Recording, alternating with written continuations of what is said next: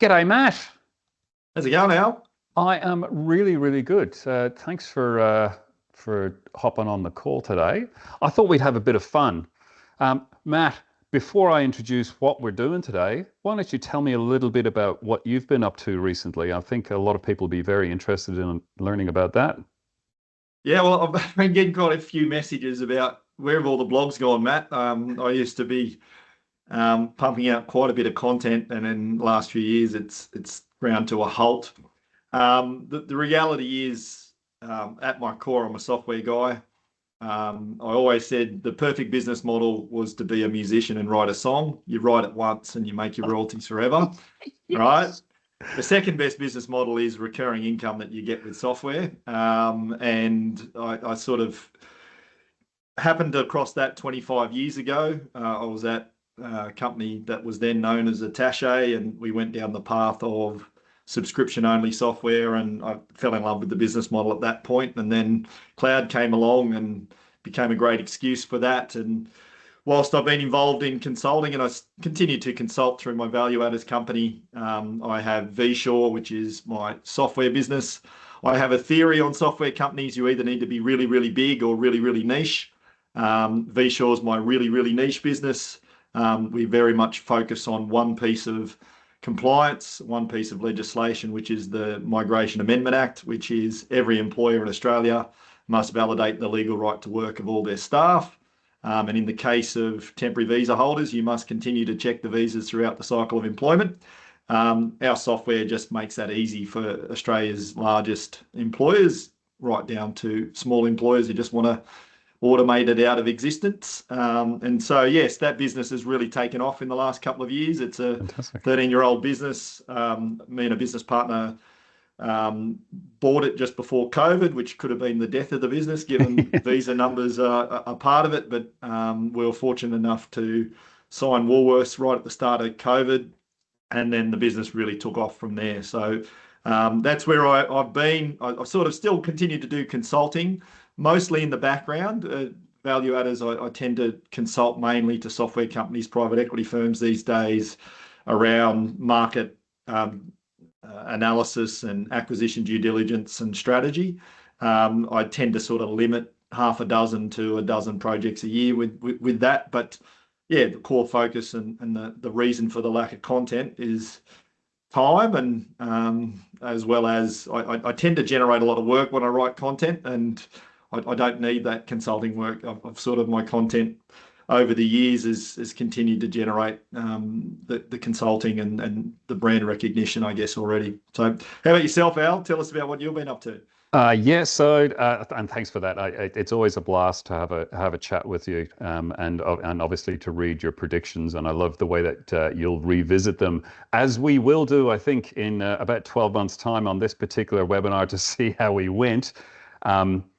But it's from my side of things, I'll be 10 years doing this in the 1st of September, which is kind of cool.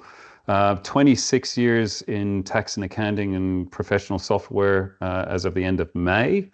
I was getting tired, really. Hey, But I'm 25 years on the 1st of September. there you go. So There's yeah. all these. I opened up a book yesterday. Actually, just started this week, I should say, and it's set in Ireland. And the opening chapter is set on the day that I started Practice Connections, and I went, "Wow!" 1st of September 2015. So from my side, I do a lot on LinkedIn. People can click that QR code and follow me on LinkedIn. I write extensively, and to your point, that's where all the work comes from. And it's kind of like, okay, it's a damned if you do, damned if you don't scenario.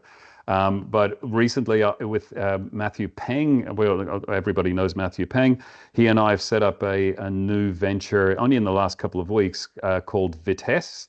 And Vitesse is all about freeing up the IT partner role within a firm to help firms better manage, particularly the larger ones, better manage the entire IT process within a firm. So that's me in a nutshell. Awesome. Well, Cool. let's jump in and get to the core of what we want to talk about today. I Yeah, think and you and I were having a little WhatsApp chat the other day, and talking about, I think it was a little bit of history repeating and what we see playing out because of the grey hairs. We've kind of seen it before, but for the general market who haven't lived and breathed this space for a long time, it's probably feels like it's a new phase in the evolution of where the market's at. Well, and it's great that you mentioned that about history repeating itself. Well, what are some of the things that you see history repeating itself in? Well, look, I wasn't around, but I sort of certainly started my career at a company called Attache. Now, a lot of the current generation would never have heard of Attache. Currently owned by the Access Group, as many things are. But Attache started effectively when the PC started in August 1981. And effectively, by 1991, Attache had a 51% market share of all accounting software in Australia. And then along came a company called MYOB, and MYOB were repackaging a product out of the US. They were able to port a Mac product to Windows, or the lady founder or lady engineer in the US worked out a way to run a same code base on Windows and Mac. And that really took off in the 90s in Australia as Windows took off. There's a great story I've heard a few times where the founders of Attache, one of the guys running it, ring the guys at MYB to say, "Why are you selling your product so cheap? You're destroying the market." Unaware that the market was about to go through DOS to Windows, Y2K, GST, and effectively expand from probably a total market of about 50,000 businesses using electronic accounting software to well over 1 million, right? And then what happened? We had Windows to cloud, and then all of a sudden everyone's sort of nasty on the incumbent. They're charging too much, and hey, look at this great new wham fandangled flashy Xero system that's come along. And yeah, we hate MYOB and we're going to move over to Xero. And effectively, there's been 3 waves, right? And I just feel there's this 4th wave starting to build, right? It's still early days of AI, but all the signs are there that, there's a few concerns about where Xero's at with their pricing, and let's be frank, the lazy approach to growth that requires you to continue to increase your prices. And so, yeah, it's interesting. I just feel there's something building here, Al, that it's kind of feels like the season. Like I once read a book about life happens in seasons and politics happens in seasons. And I think we're entering a bit of a winter season where things are about to happen. But how about yourself? What are you seeing? What are you feeling? Well, I'd like to echo what you said there. And as soon as you started talking about it, I went, oh, this is like the conversation I had last week. So I met with a firm, so firms invite me in to have a chat because they have been a Xero client for, I would suggest, 8 years, 7, 8 years. And the comment from one of the partners was, get us off it. Now that's ledgers, workbooks, tax, anything to get off the product. Now that was not the first time I've heard this in the past 12 months. The issue, I think, is that the uncertainty, to your point about the price rises, the concern about the lack of innovation in the product. This is sounding very familiar, mate. I know, it's like, where have I heard this before? Yeah. But there are also the concerns, I think, as well, from a lack of innovation is that and this is not a bad thing. I think one of the great things that Xero did, much like Apple with their iPhone, is they said, look, we're just going to do this bit, the GL, and out of that stemmed the App Store from it, or the App Store equivalent. And that's created a whole pile of a massive marketplace for third-party applications. Unfortunately, Xero is kind of like going, well, all of those guys are making all this money. Yes, we're getting a clip of the ticket along the way, but rather than just getting 5%, we'd really like to be getting 100%. And I think they're in a bit of a bind at the moment. There's been a lot of wholesale changes in staffing within the business. Now that's obviously the progression from being a startup and then settling into being a mature business. But as you and I know, is that when you have a mature business, you get stagnation in innovation and product development. And so my concern, I echo what you say there. I'm just kind of concerned that the next up and coming is coming through. What that is, not quite sure what it looks like. But there is no doubt that the sheen has gone off. I spoke to a company over in New Zealand who said they are basically completely on the nose in New Zealand. That's third party. I can't verify that, but that's what I'm hearing. I used to always tell the key difference between Australia and the US is tall poppy syndrome, right? We in Australia like the underdog, and we tend to cut down the tall poppy, right? And in part, that's part of why Xero was successful, because MYOB was the tall poppy with a 70+% market share, and people were rooting for the underdog, right? And yet in the US, Intuit has got an 80+% market share. People want to root for the big dog and the company that keeps growing and the successful company, and it's a very different market, and understanding that's partly why, people think Xero's a failure in the US. It absolutely is not, right? I was talking to my business partner, Bruce Carr. Now, Bruce Carr's a legend of the industry. Bruce was an owner of Exonet, which he sold to MYOB. And Bruce is the shareholder in my Vshaw business. And Bruce and I caught up with him on the Gold Coast yesterday. And he's like, remember when we were like 10 years ago, we would go to the US to what was SleaderCon, which was Doug Sleater ran an independent. He went from being an Intuit-focused conference guy to being an independent guy. And you get over there, and the number of cloud accounting softwares that were popping up was incredible. There was FreshBooks, and then there was Cashew, and then there was Xero. And Xero was just an also-ran amongst the sea of a whole heap of cloud accounting software that was gunning for Intuit, right? And then the fact that Xero is the only main competitor that I hear talked about now, right? Like it is Intuit and Xero in the US. And sure, Intuit are winning 90% of business in the US, but that's what they've always done. They're an incredible company and an incredible success story over there because of what they've been able to do over the years. But it's not a loss. Like 5% of the US market is still bigger than Australia. Absolutely, 100%. You got 330 million versus 25 million. Yeah, and I'm going off on a tangent, but the point I was getting to is in the Australian market, the very people who switched to Xero because they hated MYOB for being the tall poppy, it's happening again. Like like I was on Facebook last night, which I rarely go on, but I saw an ad for Reckon, and Reckon was sort of really having a go at Xero about their pricing, which I don't think is a bad strategy from them.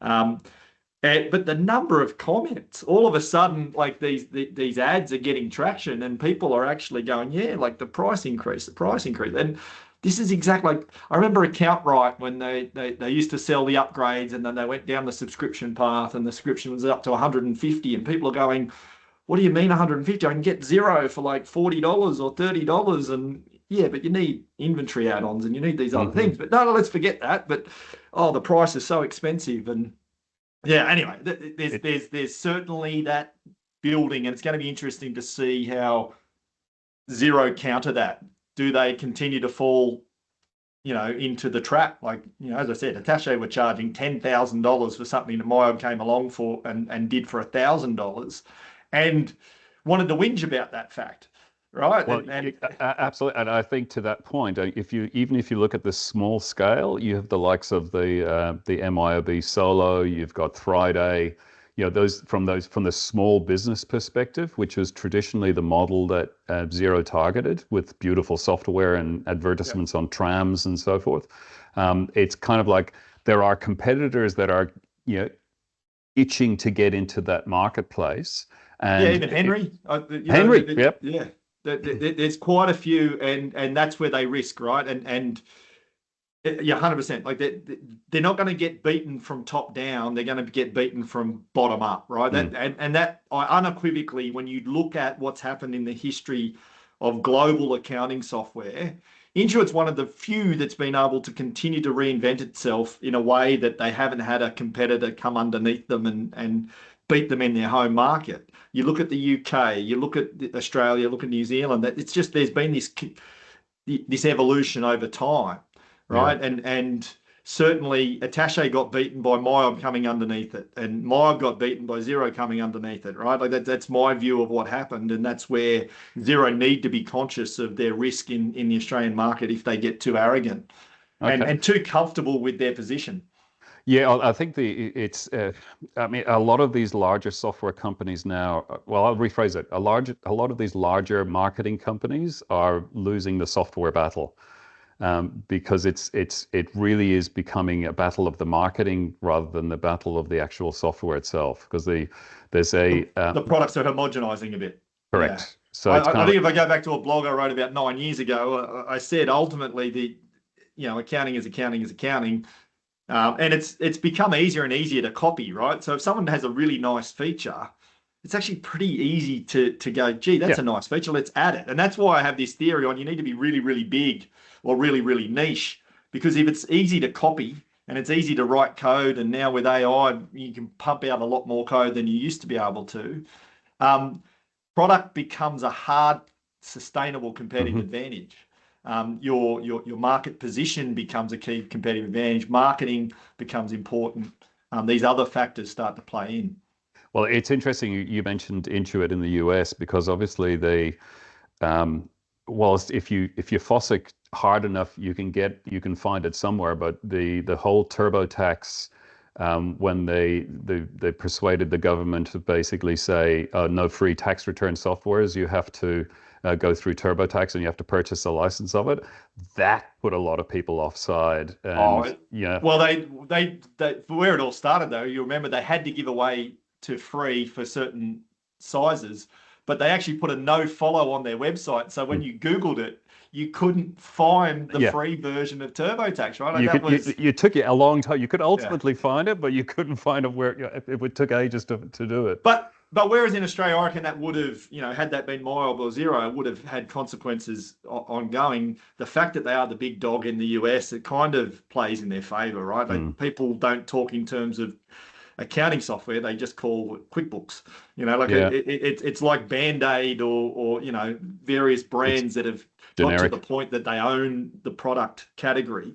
Um, but just talking about the future with them, and I think this points to what strategy Zero will probably look to adopt is they're very much segmenting through the life cycle of a business. They've got their self-employed, the smaller sort of Hmm. additions, and then they flow into their QuickBooks Online and then their QuickBooks Online Advanced. And now they're really going after ERP in the US, and they're trying to sort of get right from that small and micro business into the mid-market, which to be honest, they've owned in the US with their desktop Mm. software, right? The QuickBooks desktop enterprises had 140,000 customers in the US or something ridiculous in the mid market, right? And so they're just sort of replicating that in the cloud. But if you look at, well, what's the long term strategy for someone like Xero? Well, it doesn't hurt to see what a big dog like that has done in their home market and not fall afoul of this history of what Myob in Australia, Sage in the UK,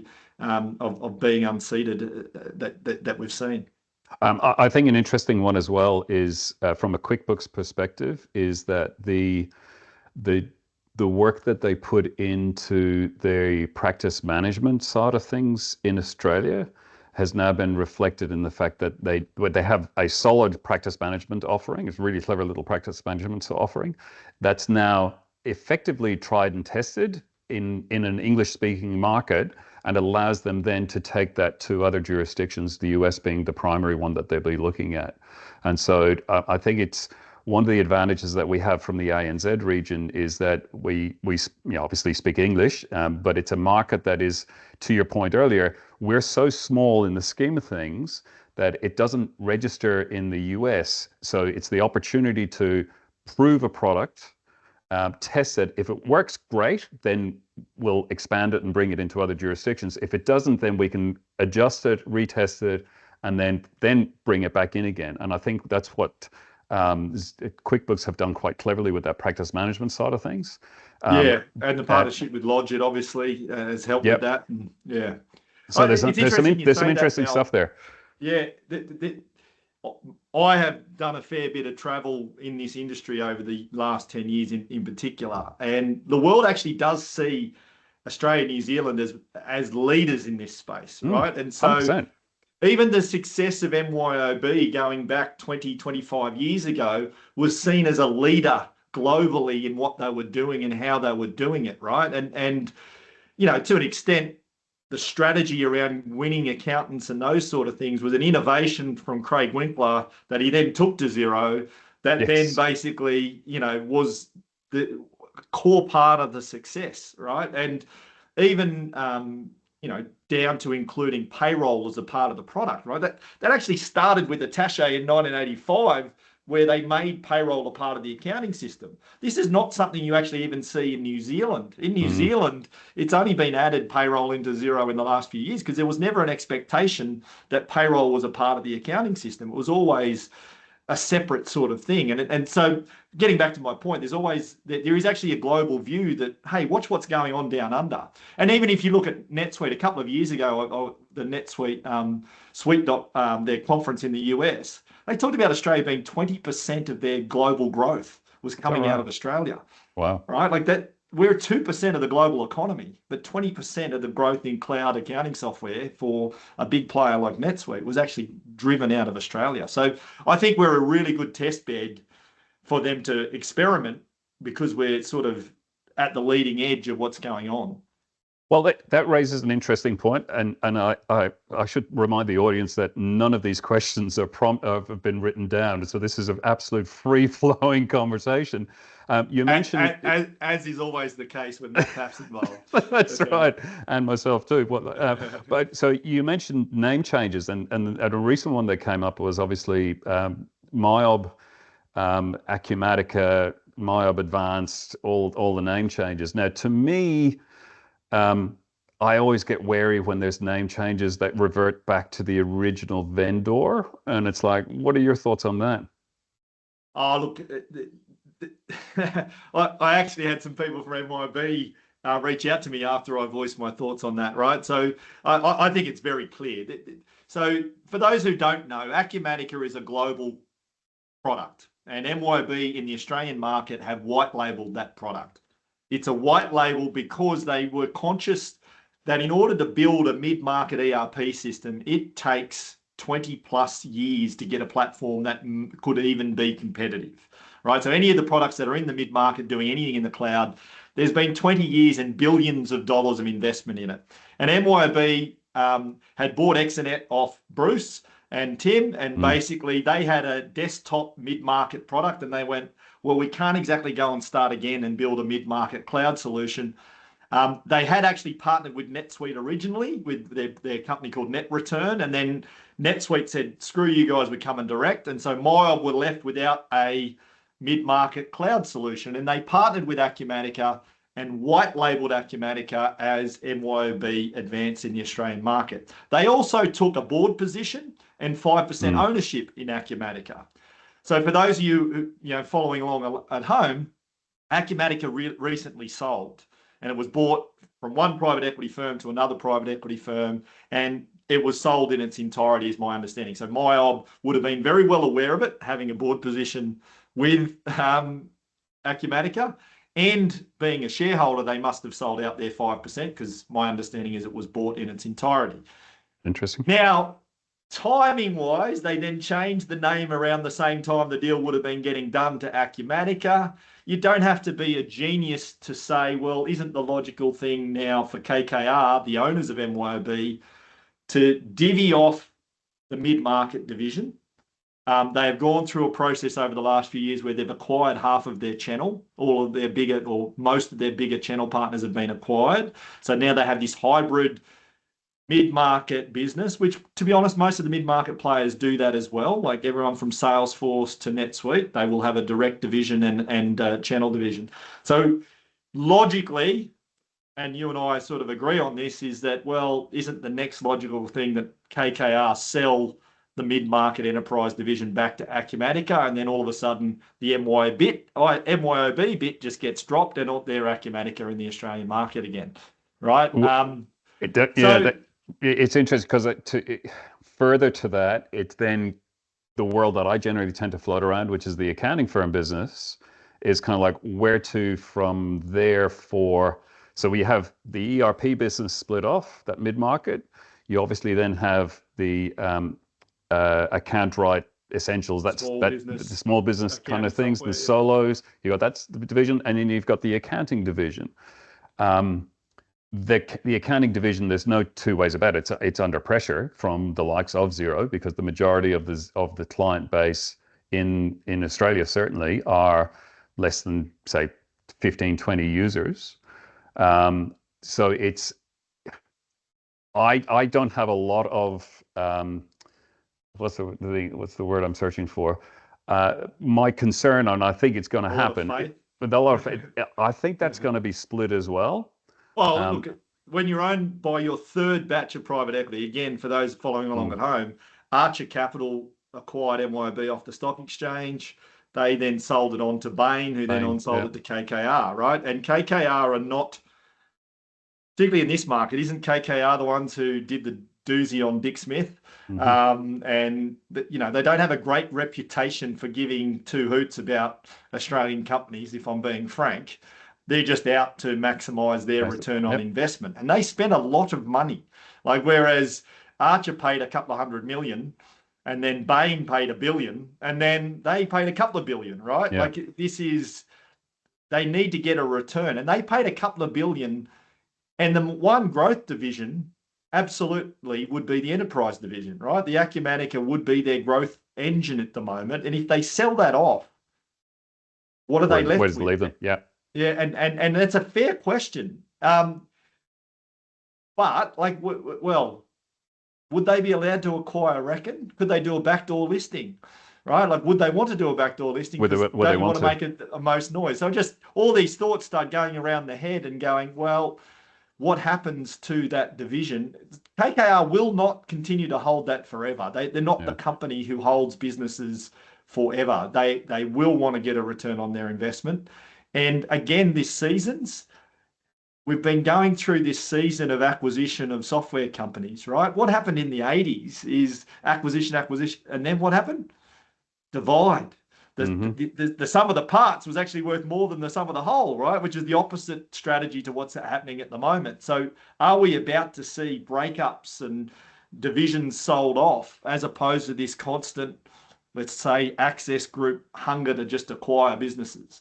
Well, it's interesting from my perspective as well, particularly from an MYOB, is this rotation or the constant cycle of new CEOs, each putting, like, so one of the things in the world I float in is that there's a line that my brother uses, which nobody likes a spontaneous accountant, right? But what accountants do like is they like surety and consistency, whereas we've seen in the past, 6 years, we've had 3 different CEOs, each wanting to put their own, with no corporate memory of, hey, we've gone down the path of zero corporate memory, direct, and like, hey guys, this is history repeating. Drives me nuts. Drives me absolutely nuts to go. We don't like partners. We love partners. We don't like partners. We love partners. It's just insane. But this rotation of CEOs, each with their own strategy or perceived strategy, is just confusing the marketplace. And so that to me is probably the biggest. I woke up about 3 years ago. I woke up one morning realizing that after 20 plus years, I didn't know anyone at Mile, and it's like, wow, that's really interesting. All of the people, to your point about corporate memory, all of the people that I had worked with, I had partnered with over the years, there was no one there, and it's like, okay, so what's happening there? And to that end, that's why people are coming to the likes of you and me and to, other Clarity Streets and all those guys in the marketplace going, we're not so much against the company. It's just that we just don't want to be left behind if they decide to do something that we don't like. Yeah, they're uncomfortable. They're It's feeling, yeah. Where are we at? It's the fear of the unknown as much as anything. But correct. it's interesting, Al, because the Australian market typically in any industry tends to have two dominant players at best, right? Like you look at the airline industry, you look at the supermarket industry, you look at the accounting software industry historically, there were two main players. There was MYOB and Reckon. There was then MYOB and Xero, and then there's at the moment there's at least four players that think they're there in the market, right? So we've got Xero, we've got MYOB, Intuit's still here, and Intuit's still playing in the market, and then you still Absolutely. have little old listed Reckon out there, sort of with a customer base, and you know. History tells me that that's not sustainable because every time Compass Airways tried to start, it went broke. Like Bonza. Bonza Airlines, all these different ones of, Tiger. Like we've had so many attempts at being a market that isn't a duopoly, but we always tend towards monopolistic and duopolistic powers, which is the opposite of what I was taught at university in economics, by the way. But software very much tends towards that. And this is my theory about you need to be really, really big or really, really niche. And so I don't know how this plays out over the next few years. I always said Intuit should have just bought Reckon, and I think there's some personalities still there at Reckon that probably won't let that happen. But also there were personalities on the Intuit side. I think they're all gone. I don't think there are any remaining personalities in Intuit that have memory of what happened about 10 years ago when the deal should have been done, right? So potentially, if I'm going to give a forecast, that still is a possibility. It's probably a distant possibility, but there's still all these QuickBooks Desktop, aka Reckon hosted clients out there that really are using the source code owned by Intuit. And do we have room for four players? And look, I should mention the Access Group because they probably think that they're the fifth player in the space. They do have Access Financials, even though I really have never come across it in Australia to this point. I don't know where this ends up over the next few years, but I can guarantee we will not be talking about the same five players in 5 years from now. Look, I would tend to agree. And it's interesting you bring up the Access Group because they have been on the acquisition trail quite dramatically, really. And I'm not quite sure what the strategy is, but one of the things that and this is one of the forecasts that I'm going to lob into the mix, is that part of the and I would say it's a genuine concern amongst the ranks within the management team. I don't know, but I'm going to say that it is that they acquired APS, which is a vendor that has been, I used to work at APS donkeys years ago. That was a provider to those larger firms. Those larger firms, I know because they've asked me to help them out, are actively looking at getting off the platform. And that's a huge chunk of change. I mean, that's a huge amount of revenue. And the options that are being presented to them, there's a new player that's coming into the market called Cloud Connect.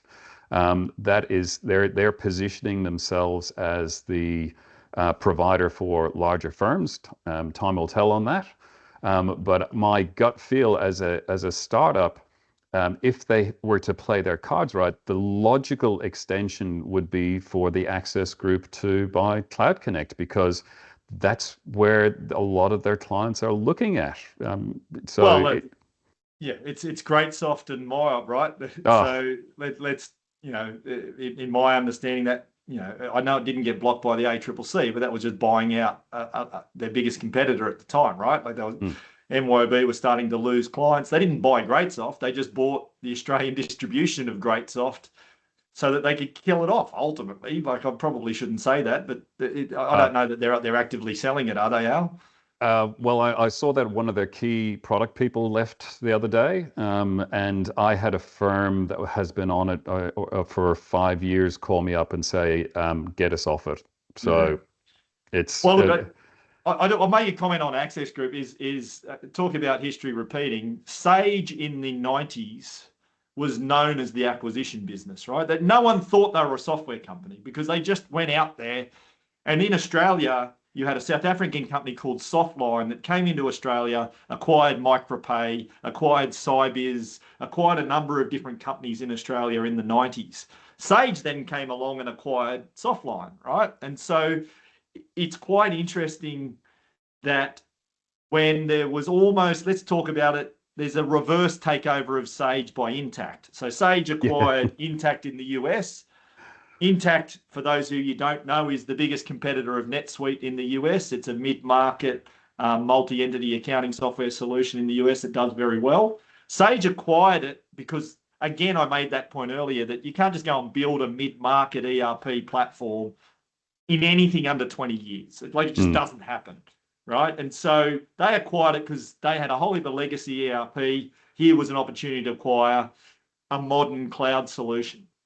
What they then did is the people who all ran Intact effectively have ended up, with the exception of the CEO, Steve Hare, who was the CFO of Sage, but everyone else has come from Intact to run what's going on at Sage. And Sage went, we're a software company, we're not an acquisition business. And so they started to sell off these non-core global assets. And who did they sell them to? Is the other UK company that is repeating history. And let's be frank, they're just using their balance sheet to create a yeah. P&L that's going to have the ugliest balance sheet in the world, but it's not going to be the current leadership's problem, right? It's going to be someone else's problem to deal with that balance sheet. And when you look at what happened at Sage, Stephen Kelly came in, had an ugly balance sheet and tried to turn the Titanic around. He only lasted a couple of years, but he created momentum.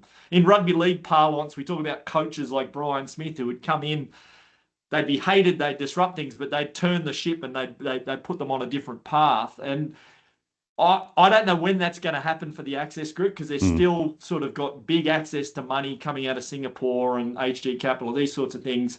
But at some point, I'm telling you, you can't just keep. There's only one example of continuous acquisition who've done really well. It's the Constellation Group. They're an incredible business. If you've never heard of them, just look them up. They own a couple of the accounting software in Australia. One called Accredo, which is a New Zealand company, is owned by Vela, which is owned by Constellation. Other than Constellation Group, there's always these businesses that come along. We just keep acquiring.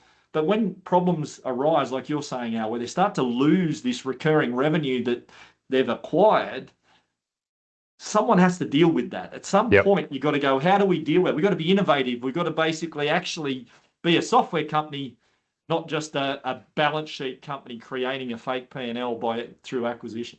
Well, if I think back, get off my high horse now. No, although, hey, mate, this is why that's why I wanted to. I thought this would be a great opportunity to have a chat. Because in my mind, if I think back to what APS's old mantra was, which was evolution, not revolution, and then you got to a point where I don't know what the version is now. I think it's 11 or something. And it's kind of like, oh, okay, Mr. Client, your next step is off here. It's like, no, that is that cigar chomping, beret wearing revolution going on there. It is the development has effectively stopped, and it's like, okay, what's our next opportunity?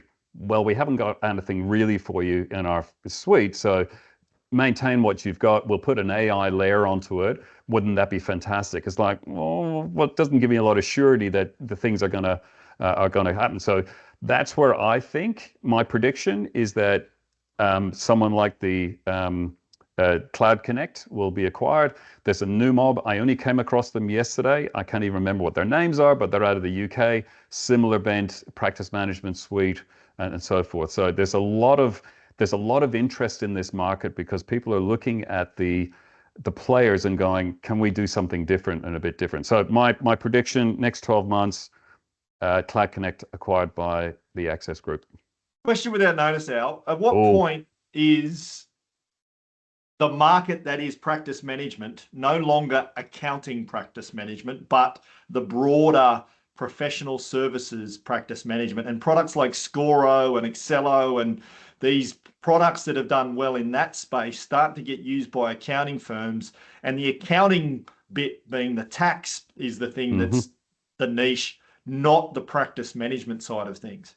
Look, I've been blowing a trumpet for a long time to say that this practice management is overrated, and it's client lifecycle management and client relationship management is the key, because part of the reason, like setting up this Vitesse thing that I was talking to you about earlier, is that I did an Ask Me Anything session for a large firm a couple of weeks ago, and what I discovered in that Ask Me Anything session was that the focus by the partnership was on WIP loss and all this sort of things, but they had completely mistaken, or missed, I should say, the time spent on really older systems getting information into the system in the first place. So their focus, because they've been educated by the practice management vendors, is you have to focus on WIP. You have to focus on this. This is what you must focus on, Mr. Client or Ms. Client. That's what the focus has to be. When in fact there was leakage. There was in this particular firm, the CFO calculated 550 hours per week of lost time that they had no idea that they were missing, but they knew exactly what their WIP was. And it's like, guys, you're completely missing the point. Yeah. So to your element, absolutely. The practice management is, for a lot of these firms, particularly the smaller niche firms, is the linchpin to enable them, going back to my point about Xero, to enable them to have access into the app store. And it's what surrounds the practice management that actually makes the money in conjunction with the IP that sits in their gray matter. And so to your AI will release some of that stuff. Practice management will ultimately become a lot simpler. And so I actually did a session for Chartered Accountants Australia and New Zealand for their New Zealand office a couple of weeks ago. I'm repeating that in October. Keep an eye on the socials, and that's because that was remarkably well, surprisingly well received. Yes, but I agree, 100%. The general purpose practice management. The challenge is, though, is that for an Excello and all those guys to have the integrations to those third-party applications that make things work nice and smoothly with each other. That's whether they're willing to go down that path. Well, I saw it in the point of sale space a few years ago, and the product's still around. It probably didn't get the traction they thought, but at point of sale, there's a product called Doshi, which basically tried to say, well, we'll become the middleware provider for point of sale, right? I wonder whether there's an opportunity within sort of that components of that the firm's using, someone to create a middleware layer and go, let's be agnostic about the practice management suite, because ultimately it's client lifecycle management. This is not that different to what a law firm does, or what an architecture firm does, or whatever. Insurance do it the best. Insurance, exactly. Like, why does it need to be accountant specific customer lifecycle management? It doesn't really, if you've got good integration to work papers and tax and this stuff flows. And maybe that's an opportunity. I've given it away for someone who's working on it at the moment. But, I remember that Carlos and the guys at, what was their product in New Zealand? Single ledger. Single ledger. Yeah, that was a great idea, right? Like it probably just before its time. And that's happened over the years, right? Where there's great ideas, but the market's not ready for it yet. I remember WorkBuddy being the first wave of cloud rostering software. And then along came Roster Live, and then along came Deputy. But it's not that Deputy was a significantly better product. It was just the timing was right. Yeah. And that's when they became a unicorn, but Roster Live and sadly WorkBuddy did not.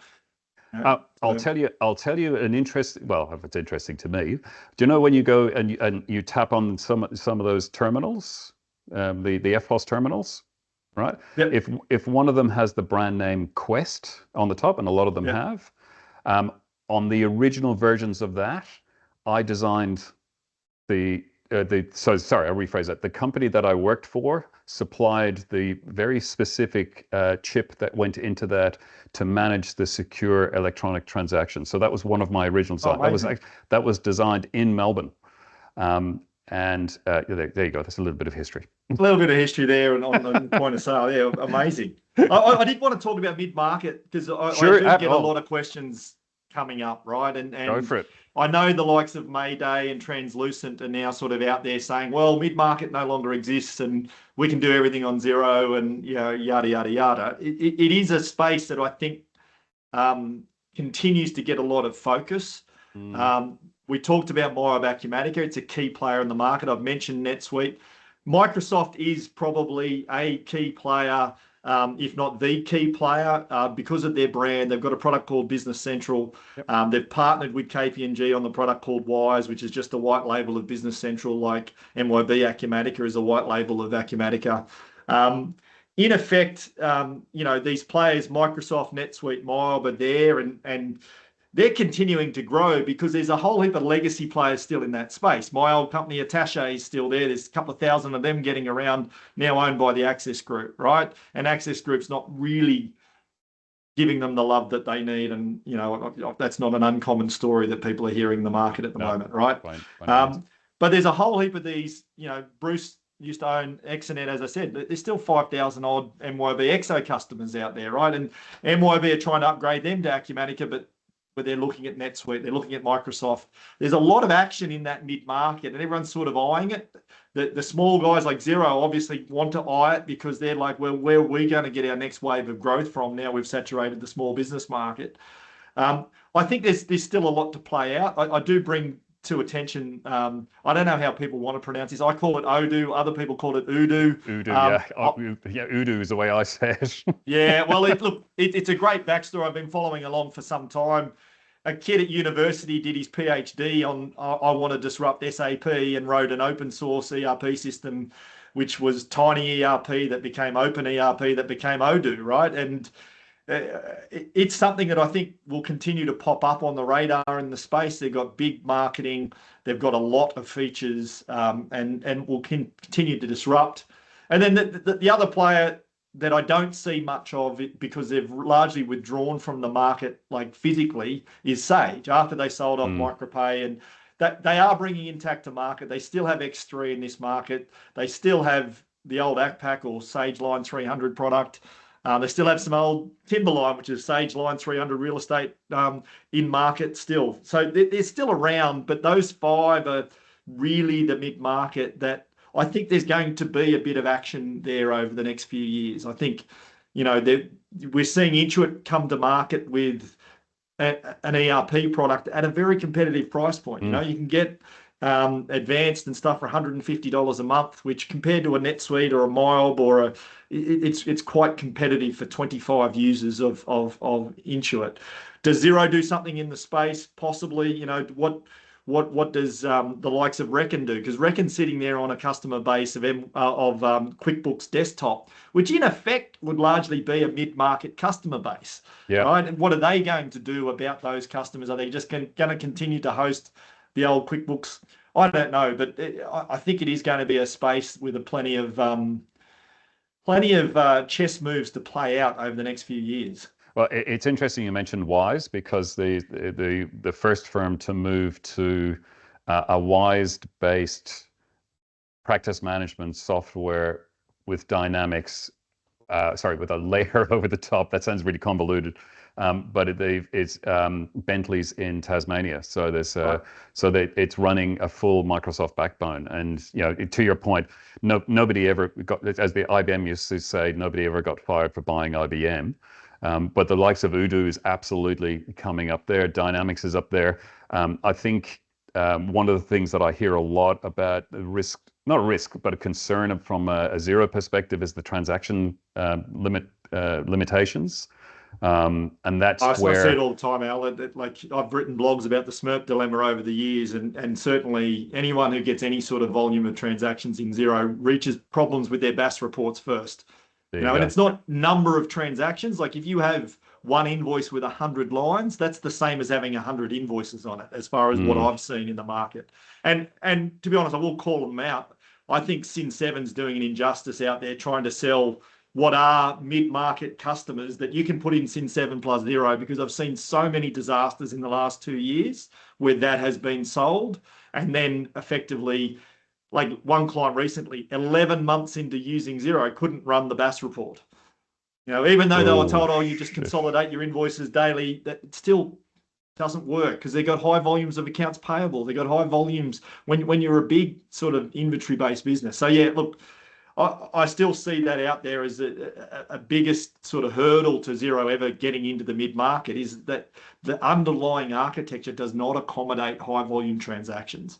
So if I give a shout out to the Xero team, can you fix that, please? Because I'm Oh, hearing it as well in a as a variety of tech other guy, I areas. don't know how you fix that, Al. Yeah. That is a level of tech debt that is not easy to fix because of the way that your database is structured, Mm. the way your queries are written, the way, like those things are deep at the core. And I remember Craig Walker standing up at a XeroCon maybe 8-9 years ago, telling the backstory how he rewrote the accounting engine about 3 years into the life cycle of Xero. And he convinced Rod that, hey, we need to stop adding features and I just need to rewrite it because I got the accounting engine wrong. Well, at some point, they got that transaction engine wrong. And to be honest, again, history repeating, this is the same story I used to hear in 2000, Mm. 2001 of MYB account right. Any volumes of transactions in MYB account right back then, the system would grind to a halt. It was not a multi-user over a network system. It was never designed for that because Mm. multi-user didn't exist in 1980 when they first started writing that product, right? And so it is a bit of history repeating, but at the same time, it is a key sort of weakness of Xero at the moment in their ability to scale.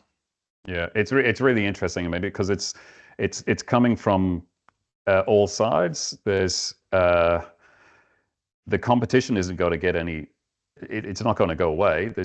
And to your point, it's going to feed up from the bottom. And like if I hark back to what this firm asked me last week when they said, we went from APS to the disruptor, which was Xero, and now we want off of the disruptor because they're effectively becoming APS. Yeah, It's like, yes, it's this seasons of evolution. And look, I think the fundamental thing here, and I'm a business guy, I'm a software guy at my core. This is the nature of listed entities and investors wanting growth, right? mm. Like at what Oh point, yeah, it's all about the shareholders, man. It's not like, about the users. no, but that's the role of the CEO, right? Like the CEO is appointed to get a return on investment for the shareholders. The problem I see is that CEOs only last a short period of Hmm. time, right? So if in achieving the return on investment for the shareholders, they piss off the customer base, there is a lag there between a customer being unhappy and a customer leaving with B2B tech. The bigger the firm, the longer it takes to exit, right? So if you can get in there, up the prices, piss off the customer base, and one of your metrics is not your, net promoter score, you're not judged by that on when you're Yes. getting your bonuses on an annual basis, then who Yeah. gives a rat's that Yeah. all my customers hate me, right? Like because I'm getting a good return on investment for my shareholders, right? Yeah. And unfortunately, it's happening too much. This drive towards growth and continued growth is the biggest problem I see in the software market. And look to that end, that's where I see the red lights are beginning to flash in my mind, particularly in the MyObs scenario, because they've gone through a succession now of CEOs, and the pressure's on. But I'm not sure if the results are showing in the bottom line. So Well, it's look, the reality is that the two divisions, if we're right and Acumatica carves off the enterprise division, the two divisions that are left have had the most pressure from Xero, right? Like they've mm, been the most disrupted divisions. And KKR bought it late in that cycle, yeah, right? So Bain made their money earlier in the cycle, and to Archer's credit, they made their money very early in the very early cycle, on. and KKR are not dumb, right? In fact, they're probably, as I said, I've got to be in my bonnet about what happened with Dick Smith, but they're probably not the most ethical of investment houses from history, and they need to get a return on that investment. How are they going to do that? I actually don't know, and I don't envy the CEO, but potentially a breakup, potentially, as I said, if we go back to the 80s, at some point the sum of the parts became more than the sum of the whole. Well, we're seeing it both. Well, I'm certainly seeing it anyway. The headcount has been cut. There's a lot more, and that's both in MYOB and Xero. So there's a lot of people. There was a comment from an accountant going, "Where are all the people that I used to deal with at Xero? They've all gone." And my reply back was, "Yeah, they just got too expensive." It didn't matter what value that they brought. It's like they look at the balance sheets, going, "Well, hold on, they do programming. Well, we can get an entry level programmer for 50 grand a year less. Let's hire them, and manage it that way." And that's, I think, is part of the flags for me are both CEOs of Xero and MYOB in the next 12 months. Something's going to happen there. Something's got to happen. Is it time to wrap up, Al? I think it is time to wrap up, Matt. This has been an awesome session. How can people get in contact with you, Matt? Or do you want them to get in contact with you? I'm always around and always love a chat. I'm still on the socials at Matt Paff, like MATTPAFF, 2 syllables, over and done with. Or look, Vishore's the key driver these days. If anyone has any volume of visa holders on staff, give a look out to Vishore. Otherwise, yeah, I'm still around as value adders, and I have another business called Sales Matrix where we do analytics for B2B wholesale distribution businesses. So all those things, I'm still around. I may not put out the content on LinkedIn, but I reckon I will get back to that one day. It's something I do love, and making predictions and holding ourselves to account is something I've always appreciated. Cool, but how about you, Al? Just clicking on that QR code, just point at that, take a snapshot. But as you say, like it's LinkedIn is predominantly where people get in contact with me. But I'll stick this up on the old socials, and I think that was a lot of fun. I'm looking forward to the 25th of June 2026. See how we went.